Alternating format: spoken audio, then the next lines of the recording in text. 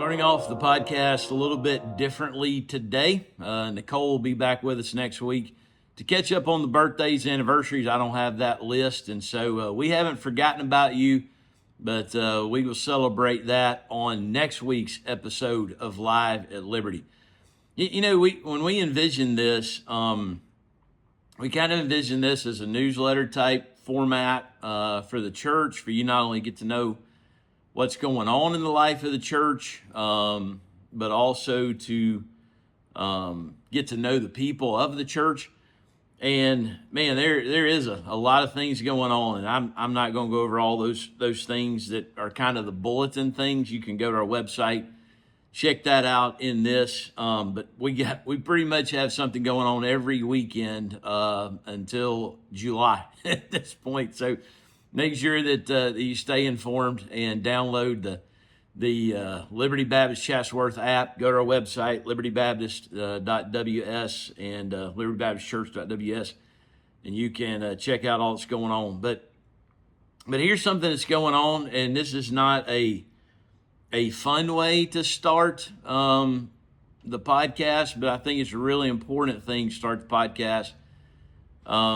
Because beyond all of our events and all of our things, there's something else going on that I want to let the congregation know about and for you to be prayerful of. You know, the last couple of weeks, I've let you know that, hey, I've just felt real tension in the families of our church, in the marriages, in some of the parenting things. I feel led. One of the things we're going to do to try to help that is tomorrow we'll release the first episode of Love Like This, which is going to be about a 10-minute broadcast per week. It's only going to be on the Liberty Baptist Chatsworth app, so make sure you get that. It won't be on YouTube. It won't be put out there as a podcast. It won't be on Facebook. But I think it's going to be helpful to our marriages. And one of the things that spawned that was starting about 7 weeks ago. I began to have people coming to me telling me about just some really serious things that were going on in their families, and not trying to overplay anything or create any kind of drama here, but I'll just kind of let you know where we are. In the last 7 weeks, I have been alerted to 6 families in our church who are on the verge of divorce, and man, that's horrible. The last 2 or 3 weeks, about 3 or 4 of those have come to light, so it seems like the intensity is kind of ramping up. Also, in the last 3 or 4 weeks, I've talked to a few families who their child is struggling. It's kind of a prodigal situation, and there's a lot of tension in the family. And so it's just, man, that kind of stuff, it's just overwhelming, and it's just not good. But here's what I believe is happening. As I've been praying about this and asking the Lord what to do, I want to let you know a couple of things. So one, you can go back to December the 20th. I have the recording on my phone because when the Lord kind of gave me this word, I recorded it. There's some other things to it that haven't happened yet, but I'll let you know a little bit of it. But it basically was that I was asking the Lord, help me to know, just give me some wisdom on how to lead in 2025 in the life of the church. I don't, obviously not, the Lord's not going to tell you everything that's going to happen, but I just kind of need to know from what posture I need to lead. And the Lord told me that this year would be a year of fruitfulness and favor. And these first 4 months of the year, it certainly has been that. We've seen financial growth. We've gotten a lot of incredible projects done that have really cost nothing to the budget of the church. There's been a lot of new people who have plugged in. Last Sunday was Easter, y'all. We had 100 kids on Easter. So it's just, there's a lot of things that are happening that are fruitful, and the Lord's put a lot of favor on. And so those things are happening. But he also let me know that the spiritual warfare would be evident. And I let the staff know this on their first staff meeting of the year. Hey, there's going to be favor and fruitfulness, but the spiritual warfare will be evident. Well, these last 7 weeks, the spiritual warfare has become evident. And so what the Lord told me back on December 20th is call for people to pray. And so I know we have our prayer meetings on the first Sunday of the month. That may not be enough. It may be that in our life groups, that on our Wednesday night groups, in your friendships here in the church, we don't necessarily always need to wait for a prayer meeting. Even on Sunday morning, there just needs to be an intensifying of prayer for our church, because here's something I believe God is doing in this. God is taking what I would call good families, and I don't mean that derogatory, but in the sense of, hey man, they come to church, they've raised their family right, they're trying to do the right things. But I believe the Lord is trying to take us, that I would consider this to be a good church, to a new level. And that is not in programming. That is not in budgeting. I believe that is in prayer. Because here's the third caveat to that. Scott Young and I were talking the other day, and he just kind of spoke something over it that was, as I was praying over these things, that the Lord just kind of, that little ding goes off today. That's it. It's kind of a discernment moment in it, that, we've put Isaiah 61 on the wall in the prayer room. We've talked about it. It's kind of what the Lord's going to be doing in the life of our church. And if you haven't seen it, you're not familiar with it, I'll read it to you. It says, "The Spirit of the Lord God is upon me, because the Lord has anointed me." And so what I believe, this is a vision God gave me 3 years ago, that Liberty's going to be in Isaiah 61 kind of a place where it is evident that God is working. It's not a personality. It's not a program. It is the Spirit of the Lord at work through Christ in the church. But he says he's done this to bring good news to the poor. He has sent me to bind up the brokenhearted, proclaim liberty to the captives, and the opening of the prison to those who are bound, to proclaim the year of the Lord's favor and the day of vengeance of our God, to comfort all who mourn, to grant those who mourn in Zion, to give them beautiful headdresses instead of ashes, the oil of gladness instead of mourning, the garment of praise instead of a faint spirit, that they may be called oaks of righteousness, the planting of the Lord, that he may be glorified. They will build up the ancient ruins, and they shall rise up former devastations. They shall repair the ruined cities and devastations of many generations. That is a revival passage. And that's what we really like to look at, is the revival of it. But you also have to pay attention to the ruin. There's ruined cities. It is good news to the poor. There is a loss of provision. It is binding up the brokenhearted. I believe there's some hearts that are breaking. There is liberty, but there's captivity in that passage. And there is the opening of the prison, but there's also the experience of being bound. And I believe that the Lord is going to use Liberty Baptist Church in the future to become that kind of church in this community. And man, we need it so bad, because that describes so many things that are going on. But I think also the Lord is taking us through the crucible of those experiences. I believe there's some hearts that are breaking. I believe that there's some impoverishment that's taking place. There's some captivity, some binding that we look at and we go, I don't know how to fix this.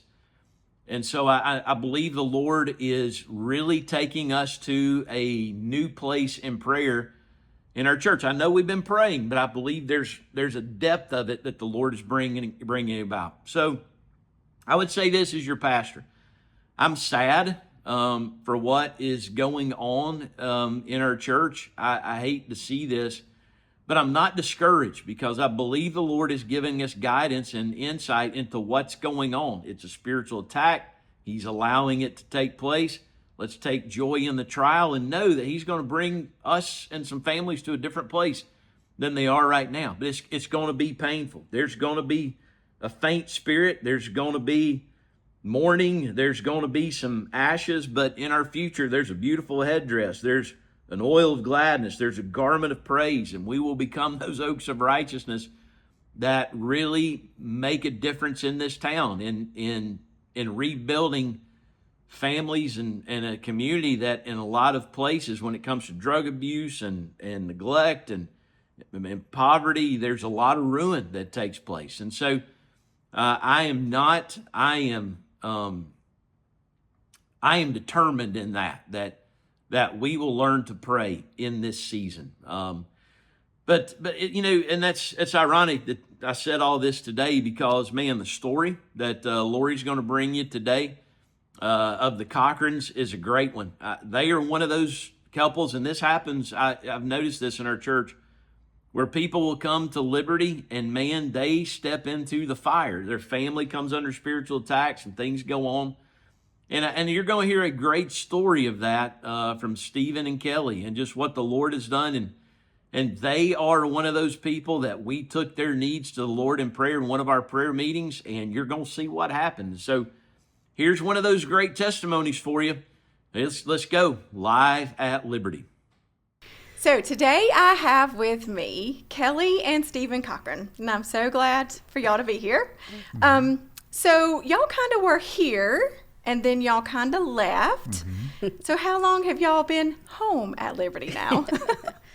Since May, end of May. May we started visiting back. We started visiting around the beginning of May and went to several different places. And you said it when you said how long have we been home. It just felt like home. Yeah.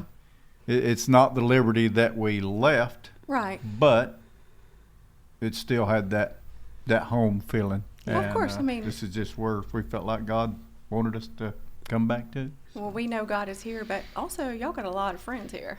We do. Yeah, We do. y'all got a lot of friends here. So I met y'all, 15, 16 years ago, Yeah. something like that. And so That's we've right, kind of about been 6. through a whole lot of on and off knowing things about each other's lives. Right.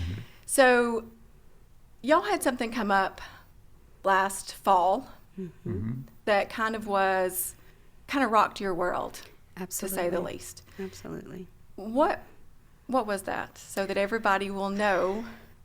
Well, last year I was just having a lot of different stomach issues, just a lot of hurting, different kinds of, I would say, female issues going on. Even at one time, we were thinking I was having some, kidney stones or kidney infection. It felt like I was in a constant state of pain. And so as I was going to the different doctors, I sat down with my OB doctor, and we decided to schedule a hysterectomy. And because I was anemic, we thought that would help us to control that more. Right. And so we scheduled the hysterectomy right before Christmas because I'm a teacher and I needed the weeks off and everything. So it was December 17th. And so we went in, had the surgery done, but when he was actually in the surgery, when Dr. Stuckey was doing the surgery, they always check your bladder, and just to make sure that they don't nick it or cut on it, make sure that it's okay. And when he went in there, he actually found a tumor. And so he called the on-call doctor, which was Dr. Foley, and brought him in. Unbeknownst to me, I'm out, Right. with anesthesia and stuff. And so Dr. Foley came in, and just by eyeing it, he agreed that he felt like it was a tumor that was cancerous. And so during the recovery room, when I was waking up, they were coming in and telling us that, the hysterectomy went great, but we have found a tumor in your bladder. So, which when you hear the word tumor, Right. you automatically, start freaking out, so to speak. So, Yeah, we always freak out whenever we hear the C word. Can we think about that, and no one likes to have to go through that, because that means life changes. Right. That means things, are going on in our bodies that we have no control over, right. but we have to have the faith that God is going to see us through whatever it is in that moment. So what was the next steps through that? Well, the next step was I had to wait to heal up from the hysterectomy before I could have the tumor removed. So I had to wait about a month for them to, just for my body to not necessarily get back to normal, but to kind of recover from that first surgery. And so it was in January, like around January 14th, I believe, that we went back in, and they went back into my bladder this time and cut out the tumor. And they sent it off. It came back as it was clean. Everything was removed. All the cancer was gone. It was, I forget the big long words doctor used, but basically it's not bad. You know, it's not gonna hopefully come back, but they are still gonna monitor it. The day of the surgery, they actually did chemo in my bladder. So they put the chemo in, and you have to sit there for like 30 minutes and let that sit. And then after that, I went home and recovered from that too. And they called a couple days later and told us the good news that the cancer was not a bad one, and that they felt like everything was removed. And in fact, I went for my first 3-month checkup on Thursday, and it's still gone, and they don't see anything. So I'll have to do that for the next year. I'll go every 3 months. Okay. And then after 2 years, I'll go every 6 months until. So right now you're cancer free. Right now I'm cancer free. So let me ask, what was going on in your minds during this time? You know, there's a waiting period here, you know, and that seems like a lifetime whenever you're waiting on the doctors that to was get back the with longest you. month. Yeah. It was right around Christmas, and I'll tell you, it's hard to get into the Christmas spirit with that in the back of your mind. I remember I felt like my job in the whole situation was to keep everybody's spirits lifted. And there was some days that was easier than others, we'll put it that way. There was a snow day, and everybody stayed home, you know, snow on the ground. We was going to make snowmen, and I remember Kelly coming through, and the girls was getting ready to come out. Both the girls was at the house that day, and I remember Kelly coming through, and she just had this look on her face, and I said, "What's the matter?" And she said, "This may be the last time I get to play in the snow with my daughters." And it makes you think about every little thing, you know, is this the last time I'm going to do this, or is this the last time I'm going to do that? And yeah, I squalled in the snow. I'm surprised my face didn't freeze. yeah. So it was just little moments like that I had to, you know, God's not done with you. And in fact, I told her several times that only the good die young. You're going to be here a lot longer than what you're going than what you are. And, he's not wrong. But you know, and it's given me even more reason to trust in God. You know, we was at the time I remember we was studying Moses leading through the wilderness. And I felt like the nation of Israel at the time, you know, why are we having to do this? Why are we going through this? Why can't we go where God wants us to go? Why are we having to do all of this stuff? And it came down to you just had to trust him, and you had to have faith. Yeah. And that was one of the hardest lessons to relearn, because it's something that we all know growing up in church. I've been in church all my life, since before I was walking and talking. But it's one of those things that until you're put in the position, how am I going to respond to this? That's when I realized that I can't do it on my own. Yeah. And but it was little situations that would just keep popping up, you know, devil trying to sneak in, and then and I would have to kind of keep him at bay and say, my God's in control. That's right. Even when it didn't look like it, didn't feel like it. When the doctor came in while they had just got done with the surgery. The second surgery. The first surgery. Oh, the first surgery. And Before you knew. Before we knew. Yeah. He come in, and she was still in recovery. And I remember he said, well, because it was supposed to be 15 minutes, you know, 15-minute surgery. We're in, we're out, we're done. It was about probably 35, 40 minutes before I heard anything. So I was kind of on edge anyway. And that's when he told me was, okay, this is taking longer and this is why. We found this mass. We're not sure, or we're pretty sure what it is. That I had to call and get the urologist to come confirm what I was already thinking. And all I could think about was, how am I going to tell her this? Because it's one of those things that this wasn't even on my radar. Right. So it's, oftentimes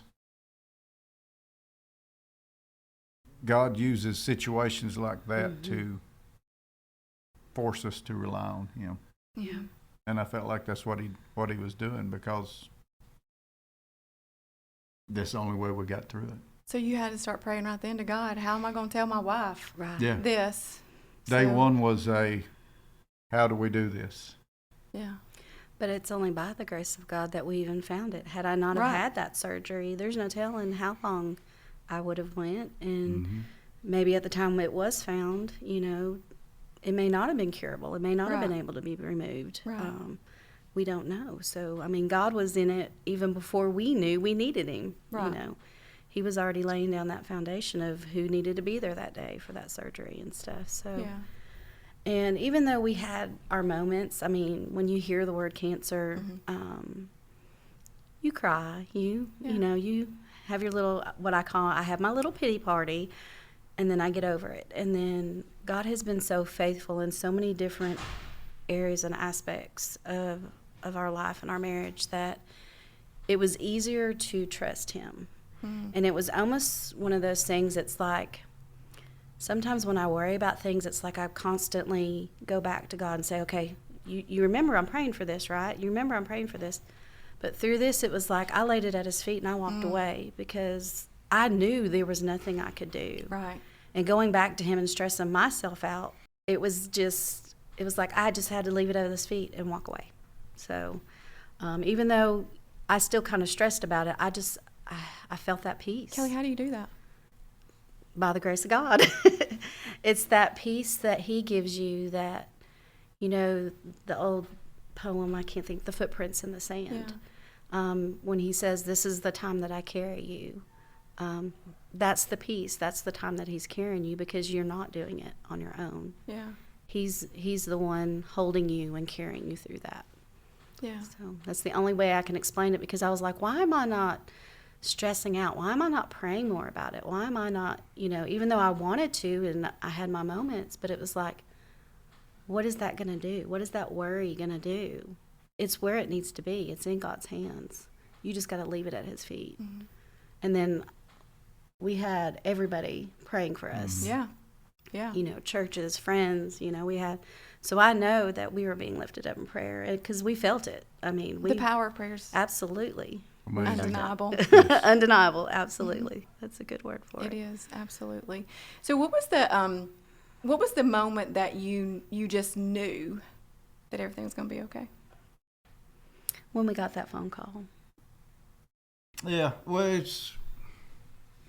I remember the Wednesday before the surgery, because the surgery was on a Thursday. Yeah. And I remember coming down to They Man prayed. Church, Yeah. and the guys there at Man Church, so little plug, if anybody does not go to Man Church on Wednesday nights, you need to come, because it's unbelievable. But I remember the guys all got together, and Brian wanted me to get up and speak for just a second, kind of tell them what was going on. And I remember praying for God's will. And that is the absolute hardest prayer, because you don't know what's going to happen. But at the end of the day, I knew, and it's even what we talked about today Yeah. in our life groups, God's will, and I prayed that he would get the glory out of all of it. Yeah. No matter what happens, whatever comes along, you're going to see us through it. You're going to get us through it, and your will ultimately is what needs to happen. Yeah.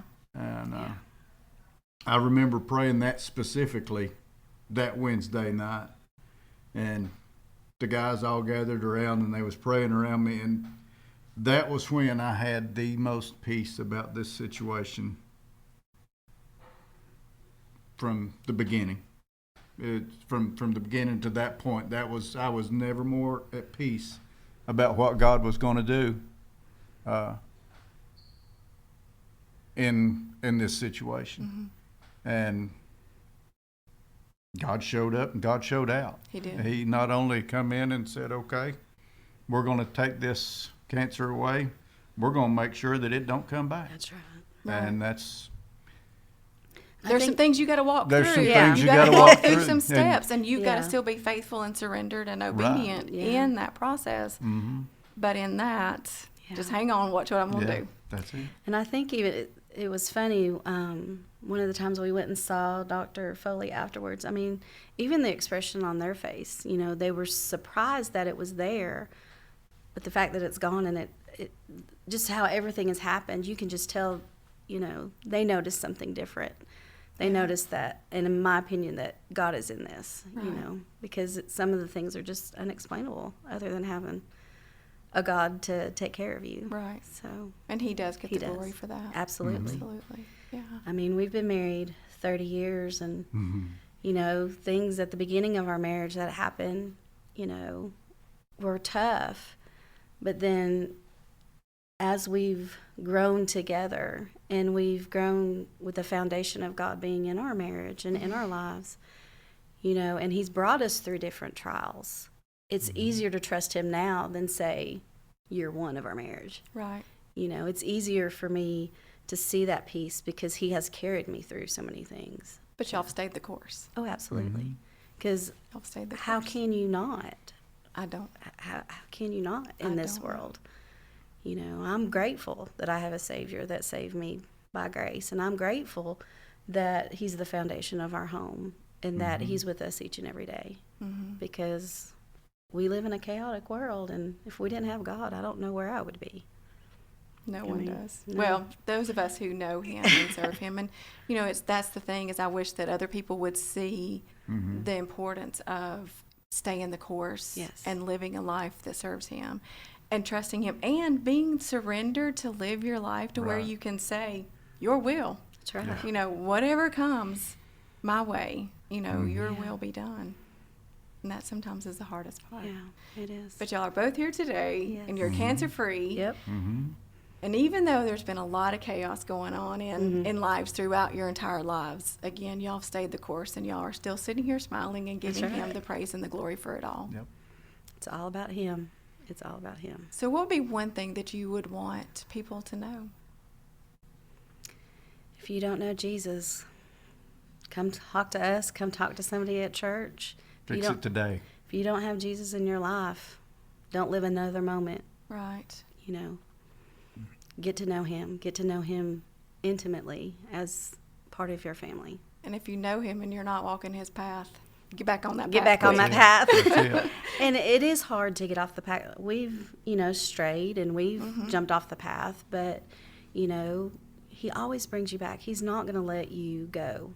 You are his forever once you are his. Nothing can pluck you out of his hand. Nothing. And if you don't know that love, the world's not going to show you that love. If you don't know that love, you need to know Jesus. And like I said, I can't imagine taking a breath without Jesus in my life. Well, we don't, because his breath is ours. That's right. That's right. Stephen, what about you? If I had to tell them one thing, especially for the guys out there who love to be in control, just let it go. Because You can't every always time fix in it. my life that I can think of that my world was upside down most of the time was my fault. And that's the biggest thing that I remember is that I could tell somebody's give it to God. Yeah. Let him have it. Let him take control of it, because all you're going to do is mess it up. And Yeah. that's and to echo what she said, if you don't know Christ, find somebody. Call Yeah. us. Call the church. Yeah. Get on the app. Yeah. There's a place on the app that'll walk There's an you app through for it. that. Yeah, There's that's a, there's right. an We app got for an that. app for So that. I mean, it's one of That's those right. things, you know. But take care of that first and foremost, Yeah. and truly surrender to Him. The rest falls into place. Because a life serving Him is there's no peace and freedom Yeah. that I can ever find, Mm-mm. and I've searched. There's Yeah. nothing that I can find that gives you the peace and the freedom like knowing Him Right. and truly serving Him Yeah. and living a life like that. Yeah. You know, I was just telling our daughters this weekend, you know, when you're praying about your life, you know, as you grow older and as you become an adult, and even when you're looking towards a mate or your husband, you know, you need to find a man that loves Jesus, because if he doesn't love Jesus, he's never going to know how to love you. Loves Jesus more than he loves you. Mhm. Right. Is Yep. the truth. And, you know, you need that. I Mhm. mean, so no matter what age you are, if you don't know, like I said, the world's not going to show you that love. Mm-mm. The world is going to show you bitterness and hate. And so knowing that I have a God, the Father, that loves me as his child, and then I have the relationship with Jesus Mhm. that carries me through, not because of what I can do or what I did, but because of his grace and Right. his gift. And then I have the Holy Spirit that kind of knocks me back on the path Right, every now right, and then. right. You know, it's a relationship, and it's something that you just can't make it through this world without. No, it's Just something that we can't. need for Yeah. sure, for sure. Absolutely. Well, thank y'all so much for sharing your story. And we're so glad that the God of miracles Absolutely. worked one out here. Yeah. And we're glad y'all came home. Thank you. Thank you. So thank y'all for being with us today.